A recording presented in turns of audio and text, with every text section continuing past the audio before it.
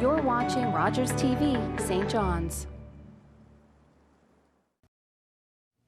And welcome back. We have with us Deputy Premier and Minister of Finance, Siobhan Coady. Welcome, Minister Coady. Wonderful to be here with you, Lynn.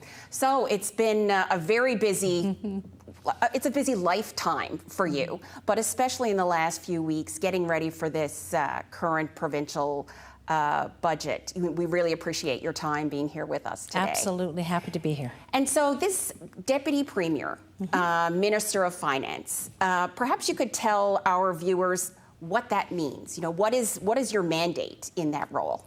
Well, certainly as Deputy Premier, I work closely with the Premier setting the direction for the province, and I represent the Premier in the House of Assembly, of course, until he gets a seat in the House of Assembly. By-election is coming up. So I work very closely with the Premier setting the direction, the policy direction, and working with him in the House of Assembly, of course. And as Minister of Finance, I'm responsible for the economic and fiscal policies and direction of the province. And so I think, you know, many people would recognize you from your role in many years as the Minister of Natural Resources, but of course you've had a long career in business and other natural resources and tech. Maybe you could give people an idea of how that path has brought you to this place today. Certainly, I do have a depth of history, I know. So I was President of the Board of Trade back in 1993, Lynn, so 26 years ago, 27 years ago, a lifetime ago, really. And that started me on a path of being very engaged and involved in the community. I sat on many boards of directors, not just in the economic side of things, but also the social side of things, from Big Brothers to Red Cross. So I've been very heavily engaged in setting direction and influencing direction that a government will take from the times of the Board of Trade, the St. John's Board of Trade. I was then asked to go on the Canadian Chamber of Commerce and throughout the 1990s and into the early 2000s, working with the Canadian Chamber of Commerce. I've had a multitude of other board experiences, and I remember back in, I think it was 2003, Prime Minister Paul Martin, who was elected as Prime Minister in 2003-2004, basically said to me, I'm sitting on the wrong side of the desk. If I was this passionate about Newfoundland and Labrador and making changes to the province and to the country, then I should be sitting on the other side of the desk. So depth of experience there in terms of my volunteer roles over time. I'm a business person. I've been involved everything from Newfoundland and Labrador Credit Union to owning my own companies in the fishery, in biotechnology and technology. Wow. So, you know, talking exactly about being on that other side of the desk, I know one of the stakeholder groups that you met with after the budget was in fact the St. John's Board of Trade. And so perhaps you can share with us, you know, the thought process going into this budget of, you know, recognizing the challenges that small businesses are having right now, you know, planning for that, and, you know, balancing needs and wants too, which I think, you know, expectations is probably one of your great challenges now. Certainly is, and we're in the middle of a pandemic, Lynn, and I think that is really, when you look at this budget, it is a budget that recognizes that we're in the middle of a pandemic. This is a very stable budget for very unstable times. So, you know, the first few weeks of becoming Minister of Finance, I did have the opportunity to speak with some community groups, including the St. John's Board of Trade, and their message to me was, you know, small businesses really finding the pandemic, finding COVID very challenging in terms of the expenses that they were incurring, and is there something that the provincial government could do to assist them? And I also heard from the community sectors. You know, a lot of community groups have been very hurting as well, because not just because they're missing revenues, but also because they've incurred more expense. So in this budget, we recognize that. We do have a small business a COVID plan, a program that will help small businesses with with those expenses. We've got that's worth $25 million. We have another $5 million for the community sector. We also expanded the tourism program to now include the arts, so that we can actually help people move through the pandemic and address some of the costs that they have. Further to that, Lynn, you know, we also recognize this is a hard time for families as well. So we made sure that we had, you know, extra supports in there in the budget and stability within the budget to help families come through.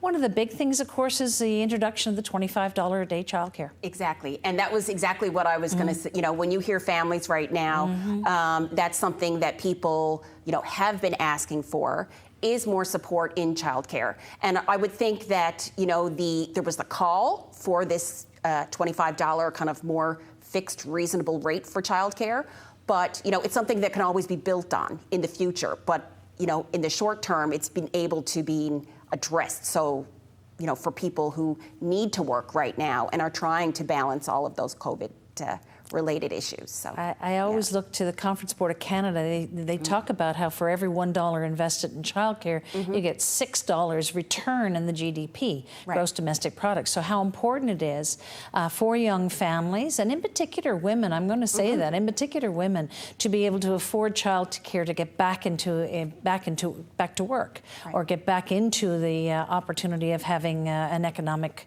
well-being, their economic well-being. So we're pleased to be able to start that. As you know, Premier Furey, the new Premier, has been very strong on this, and so we've recognized that in this budget. It'll be starting in 2021. I think it'll be very important for families. And then you asked about my depth. I can go back to the early 1990s when the business community was calling for more affordable childcare and more childcare, because we recognized at that point, 26, 25 years ago, how important this was. So I think it's a good thing to see happen. I think it'll be helpful to families, and hopefully it will also encourage people to have more children, because that's important too. I think when I think back to when Paul Merton was looking at a national child care plan, you know, I didn't even have children then. So, I mean, that's more than 15 years ago. But it's so good now to finally see this moving forward here in Newfoundland and Labrador.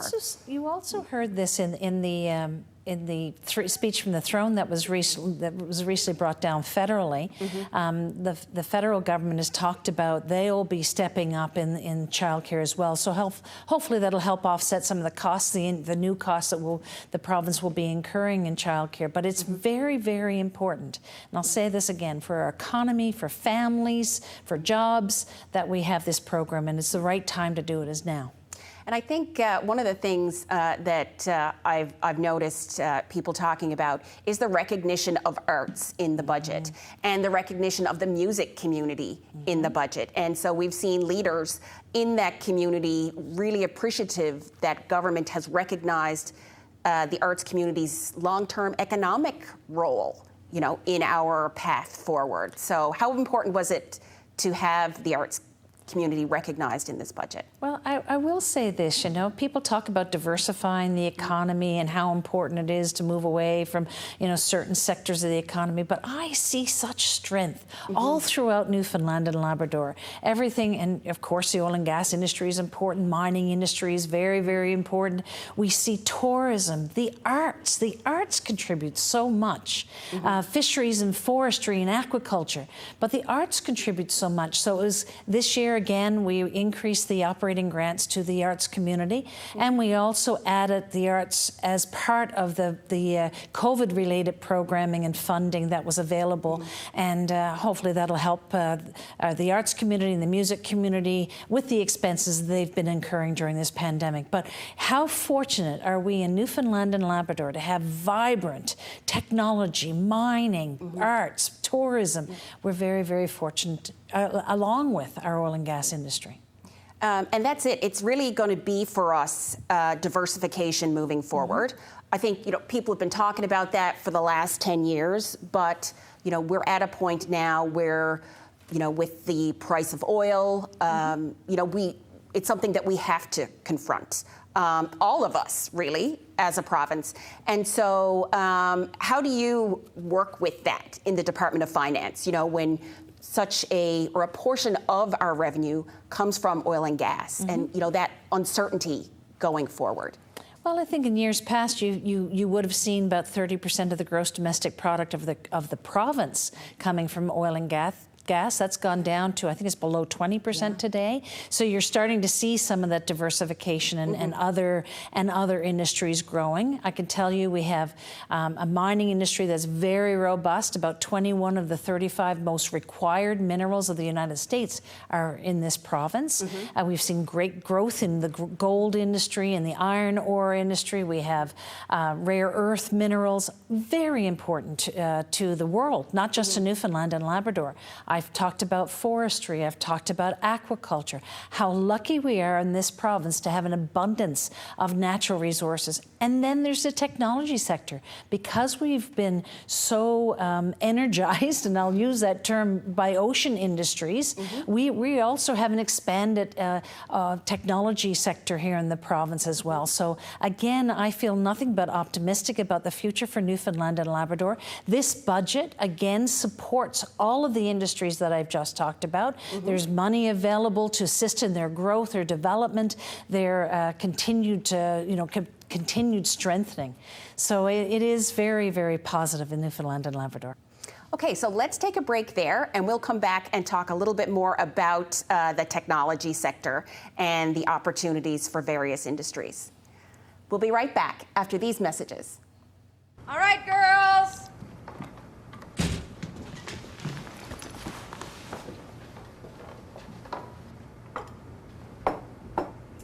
Mom, you said it's played again.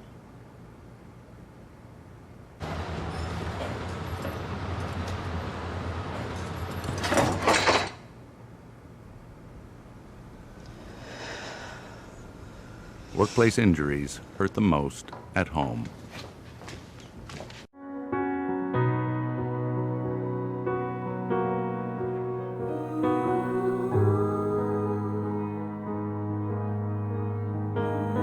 If you only knew what I'm going through, I just can't smile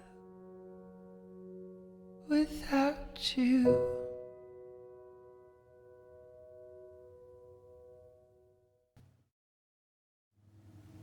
Welcome back. We're with Deputy Premier and Minister of Finance, Siobhan Coady.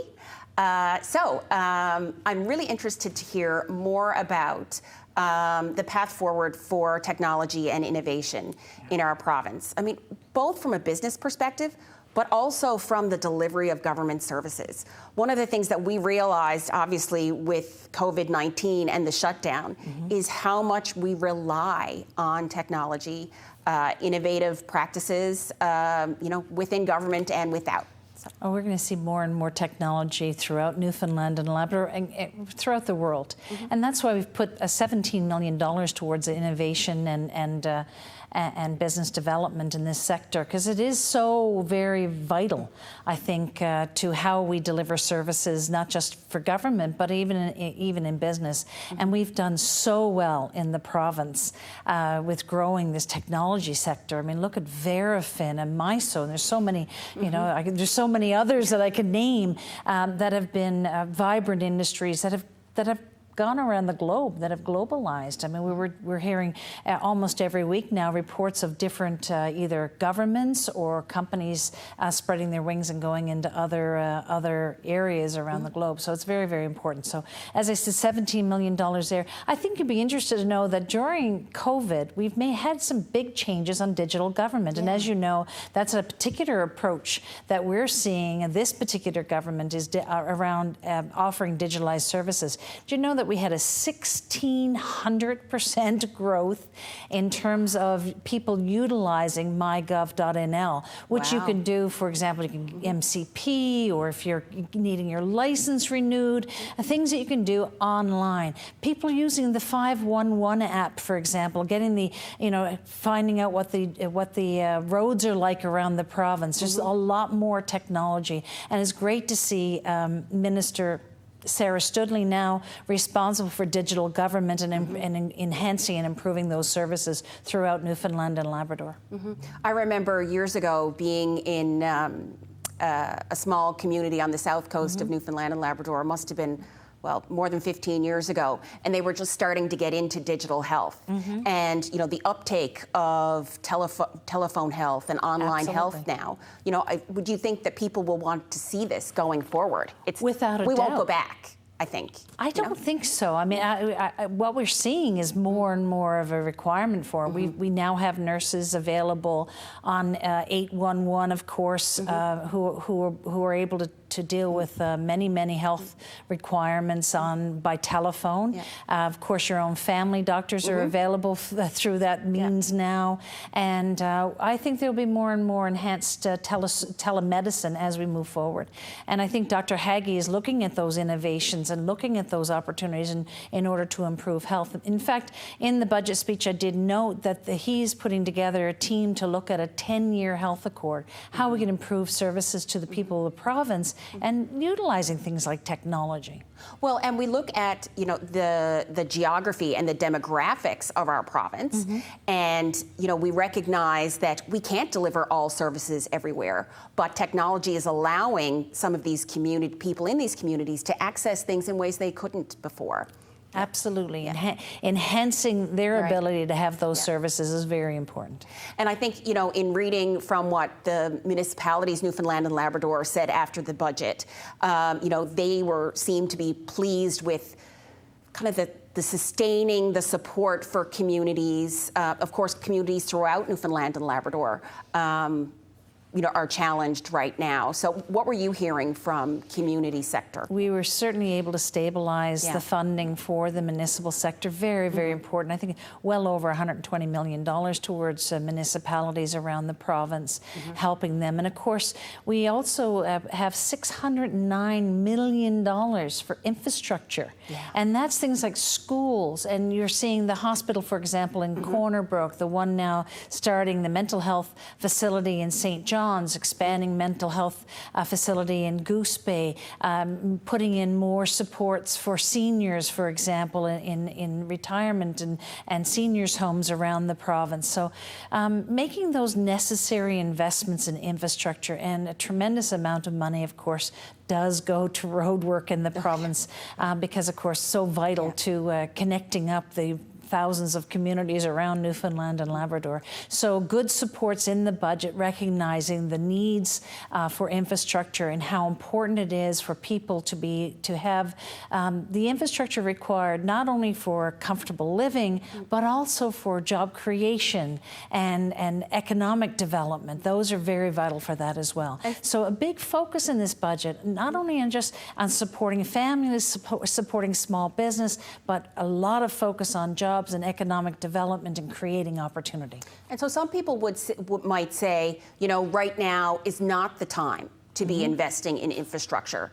Perhaps you could address why infrastructure is so important at times like these.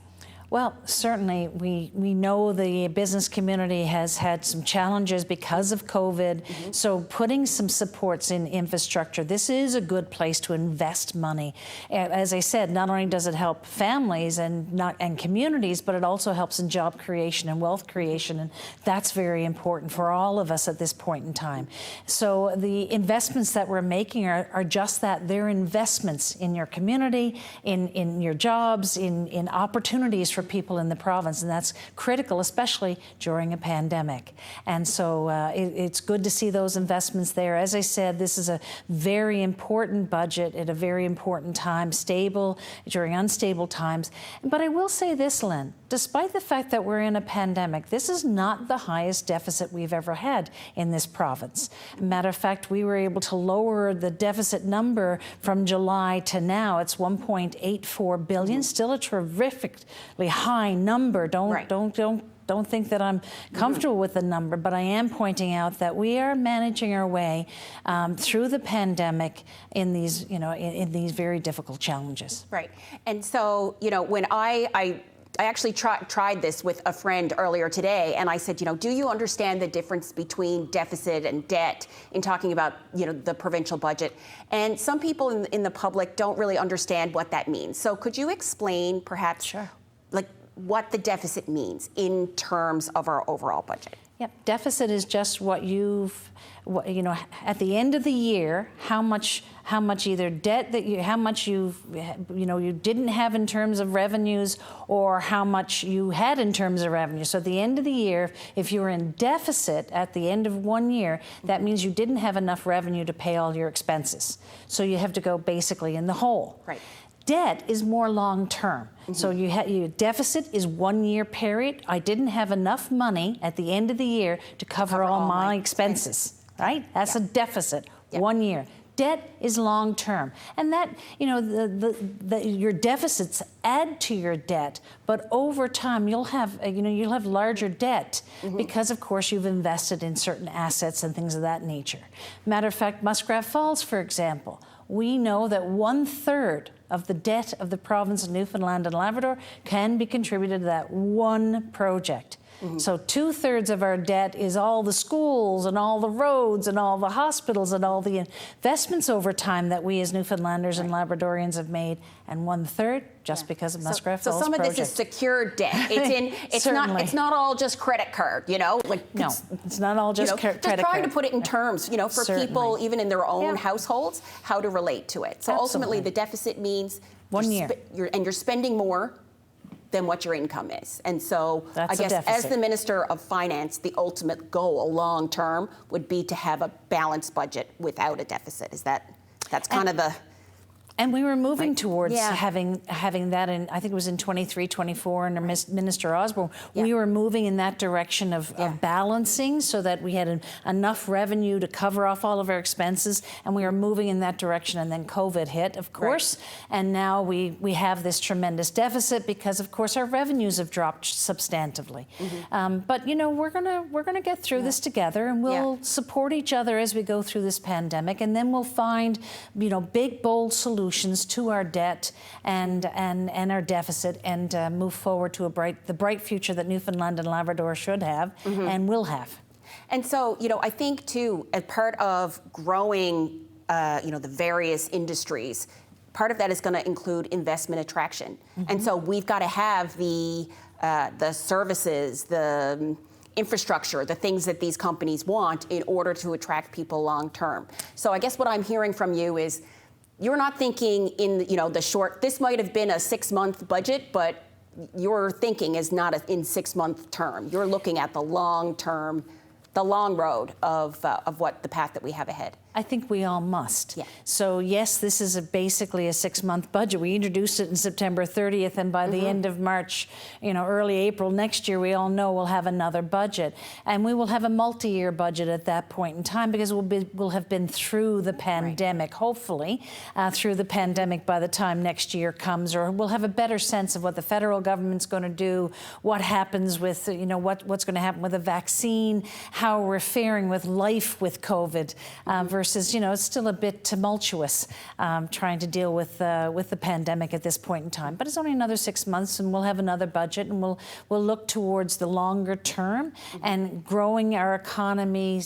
Making sure that we have a good jobs opportunity for people in our province, making sure we're taking care of one another, and making sure that we have a bright future for Newfoundland and Labrador.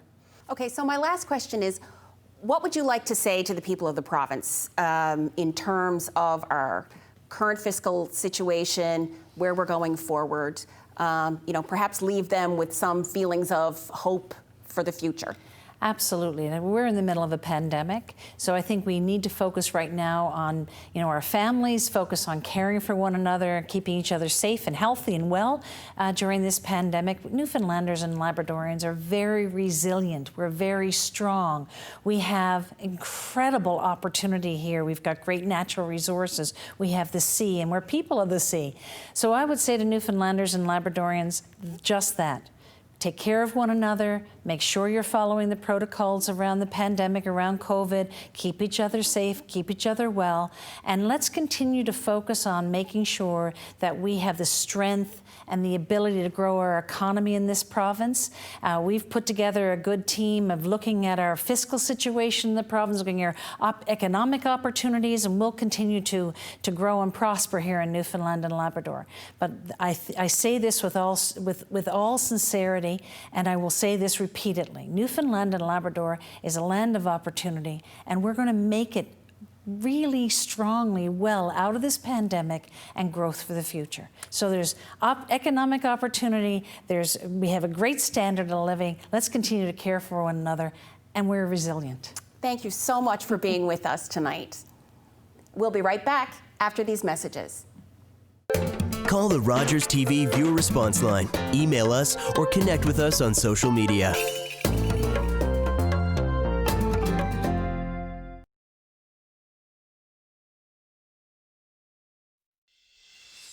It was a pleasure to have Deputy Premier and Minister of Finance Siobhan Coady for my first episode of Out of the Fog. I'm looking forward to an exciting season, and hopefully you will join me on Wednesday nights. See you next time.